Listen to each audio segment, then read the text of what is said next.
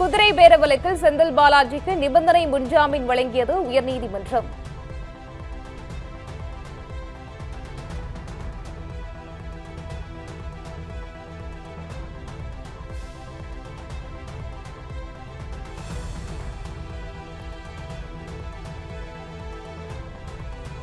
குதிரை பேர வழக்கில் முன்னாள் அமைச்சர் செந்தில் பாலாஜிக்கு உயர்நீதிமன்றம் முன்ஜாமீன் வழங்கியிருக்கிறது.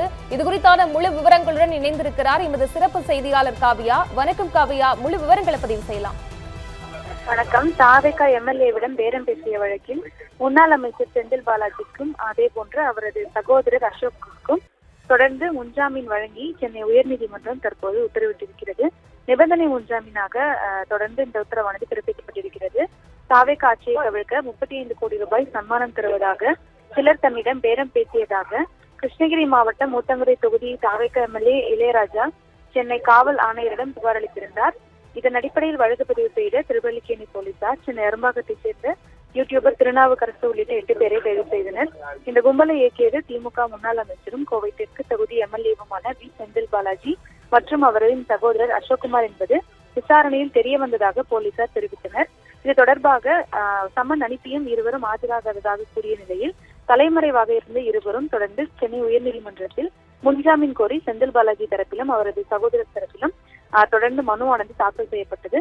இந்த வழக்கு இன்று விசாரணைக்கு வந்தபோது செந்தில் பாலாஜி மற்றும் சகோதரர் அசோக்குக்கு முன்ஜாமீன் வழங்கக்கூடாது என காவல்துறை தெரிவித்திருந்தது. அதே போன்று வழக்கின் விசாரணை ஆரம்ப கட்டத்தில் தான் உள்ளது. காவல்துறை சார்பில் தமிழ்நாடு அரசின் என கூறி காவல்துறை சார்பில் தமிழ்நாடு அரசின் மூத்த வழக்கறிஞர் ஜான் சத்யன் ஆஜராகி வாதிட்டார். இதே போன்று எம்எல்ஏவிடம் பேரம் பேச குற்றச்சதி நடந்ததற்கு ஆதாரம் உள்ளது எனவும் கைது செய்யப்பட்ட நபர்கள் ஒன்று கூடி குற்றச்சதி செய்ததாகவும் காவல்துறை தரப்பில் தெரிவிக்கப்பட்டது. அதே போன்று கைதானவர்களை காவலில் எடுத்து விசாரிக்க மனு தாக்கல் செய்துள்ளதாகவும் கைது செய்யப்பட்டவர்கள் ஒன்று கூடி பேசியதற்கு சிசிடிவி ஆதாரம் உள்ளது எனவும் தொடர்ந்து காவல்துறை தரப்பில் தெரிவிக்கப்பட்டது. இதே போன்று செந்தில் பாலாஜி சதி செய்ததற்கான ஆதாரம் உள்ளது. எம்எல்ஏவுக்கு 35 கோடி ரூபாயும் இடைத்தரகருக்கு 5 கோடி ரூபாயும் கொடுக்க திட்டமிட்டதாகவும் காவல்துறை தரப்பு வழக்கறிஞர் தெரிவித்திருந்தனர். தமிழ்நாட்டில் ஆட்சியை கவிழ்க்க சதி நடைபெற்றுள்ளது. அதே போன்று ஹவாலா பணப்பரிமாற்றம் நடந்ததற்கான ஆதாரமும் உள்ளது எனவும் கூறப்பட்டிருந்தது. பெங்களூரு சென்று நடத்தப்பட்ட விசாரணையில் ஹவாலா பணப்பரிமாற்றம் தெரிய வந்துள்ளதாக காவல்துறை வாதிட்டது.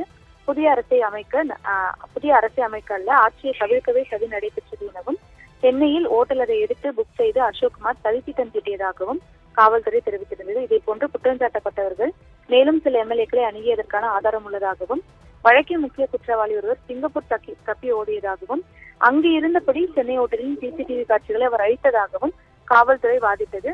இந்த நிலையில் காவல்துறையின் வாதத்தை கேட்டறிந்த நீதிபதிகள் தொடர்ந்து தாவேகா எம்எல்ஏவுடன் பேரம் பேசிய வழக்கில் முன்னாள் அமைச்சர் செந்தில் பாலாஜிக்கு முன்ஜாமீன் வழங்கி உத்தரவிட்டிருக்கின்றனர். அதே போன்று செந்தில் பாலாஜி மற்றும் அவரது சகோதரர் அசோக்குமாருக்கு நிபந்தனைகளுடன் முன்ஜாமீனானது வழங்கப்பட்டிருக்கிறது. இருவரும் தினமும் காலை மற்றும் மாலையில் காவல் நிலையத்தில் ஆஜராக உத்தரவிடப்பட்டிருக்கிறது. காவல்துறை விசாரணை அதிகாரி முன் இருவரும் ஆஜராக உயர்நீதிமன்றம் தற்போது உத்தரவிட்டுள்ளது குறிப்பிடத்தக்கது. தகவல்களுக்கு நன்றி காவியா.